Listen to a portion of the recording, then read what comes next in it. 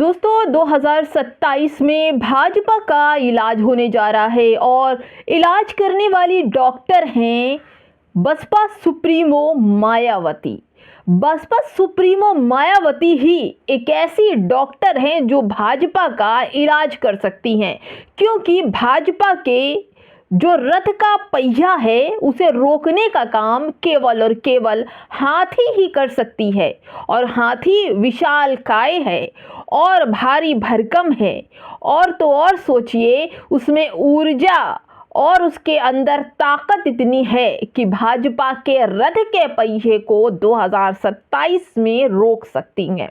और ये क्यों हो रहा है? क्योंकि अब बहन मायावती आने वाली हैं, क्योंकि चारों तरफ केवल और केवल एक ही चर्चा है कि बसपा सुप्रीमो बहुजन समाज की नायिका आयरन लेडी जिंदा देवी 2027 में सत्ता में आ रही हैं। और अब भाजपा की जो खिल्ली उड़ेगी, जो दुम दबाकर भागेगी, वो देखने लायक 27 में होगा।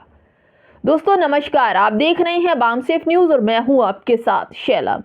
इन दिनों बहुजन समाज की महानायिका बहन मायावती की चर्चा दिनों दिन बढ़ रही है। हर मीडिया चैनल आज उनकी खबरों के लिए तरसता है, सोचता है कि बहन मायावती गिनी चुनी ही खबरें उनके लिए आती हैं। यही आज जो मीडिया है, मनु मीडिया है, जो सरकारी मीडिया है, वो चलाता था कि बहन जी कोई भी नहीं है, बहन जी खत्म हो गई हैं, बहन जी का बीएसपी पार्टी खत्म हो गई है, वो जीरो पर आकर टिक गई है। यही भी है, बहन जी को लेकर तमाम चैनल अब खबरें चला रहे हैं कि 2027 में बसपा दबे पांव खामोशी से चल पड़ी है और इसकी भनक भी भाजपा को नहीं लग रही है।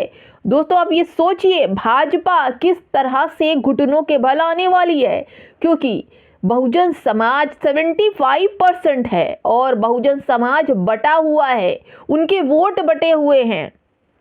ठाकुर, ब्राह्मण, मुस्लिम हर जगह फटे हुए हैं, हिंदू संगठन सब तरफ जो बहुजन के वोट है वो बटे हुए हैं। लेकिन अब उन वोटों को इकट्ठा करने का काम बहुजन समाज के कार्यकर्ता, कोऑर्डिनेटर और अध्यक्ष लोग कर रहे हैं। गांव-गांव पहुंच रहे हैं और ये लोगों को बता रहे हैं कि आपके लिए कौन सही है, कौन गलत है।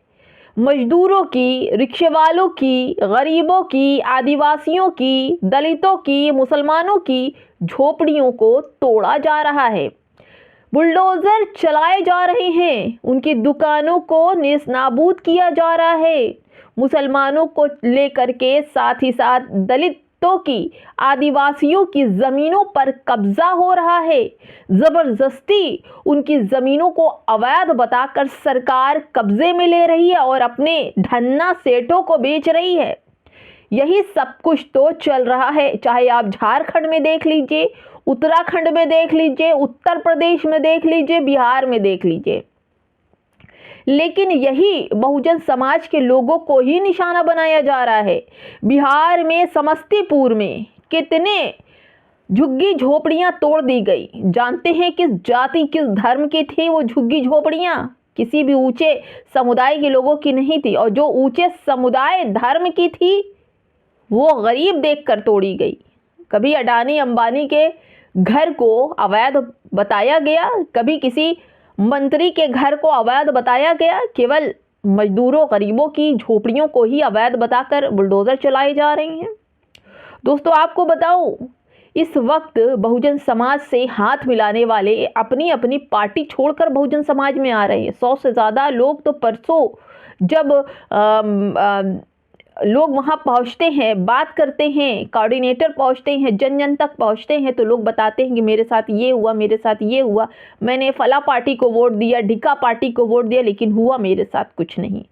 आप ये सोचिए बहुजन समाज कितना बटा हुआ है। अगर यही बहुजन समाज इकट्ठा होता तो आज बहन जी प्रधानमंत्री होती, और इसी प्रधानमंत्री को बनाने के लिए सब कुछ आगे आ रहा है। भाजपा का इलाज बसपा ही कर सकती है। आकाश आनंद ने जैसे किया, नया तूफान आ गया, क्योंकि आकाश आनंद बसपा से जुड़े हुए हैं और तो और उनके भाषण तूफानी होते हैं।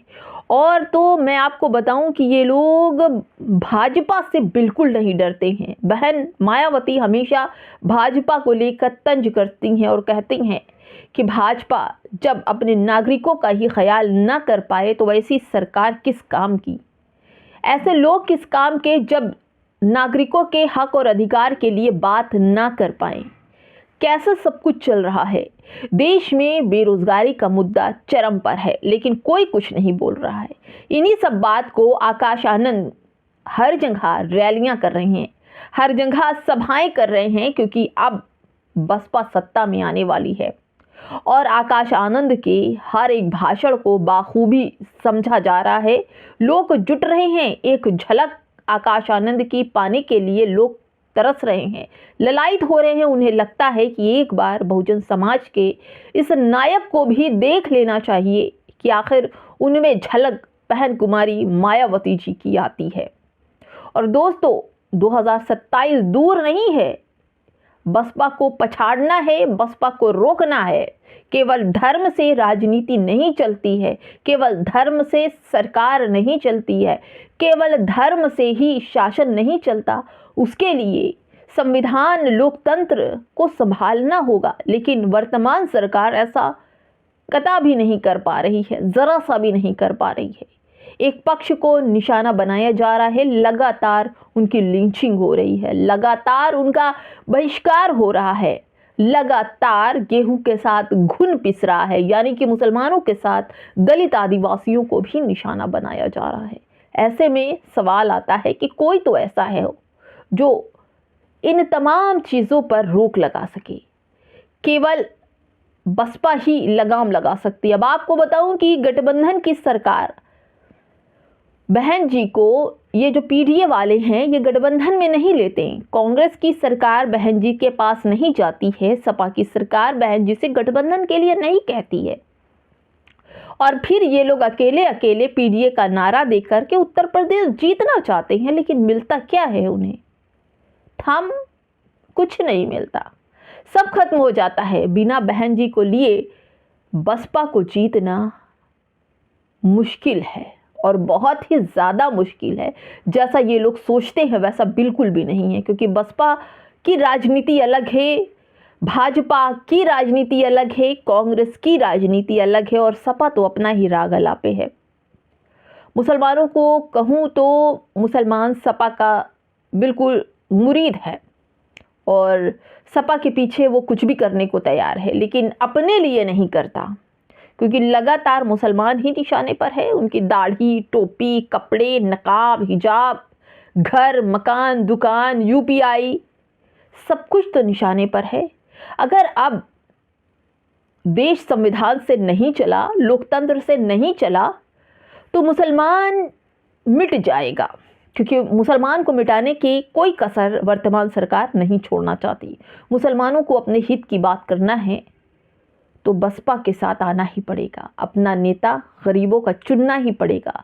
क्योंकि अगर मैं बात करूं तो असदुद्दीन ओवैसी ने भी भाजपा से महाराष्ट्र में गठबंधन करके सरकार बनाने की बात कर ली है और वहां उनका गठबंधन हो गया है। लेकिन बहन मायावती कहती हैं कि हम कुछ भी कर लेंगे लेकिन भाजपा से गठबंधन नहीं करेंगे। वो आज भी उसी पर कायम है। भले से बिहार में उनकी सीट नहीं आई है, लेकिन उन्होंने भाजपा से गठबंधन नहीं किया। दोस्तों, जो कहती हैं वो करती हैं। इस बार देश का विकल्प केवल और केवल बहन कुमारी मायावती हैं।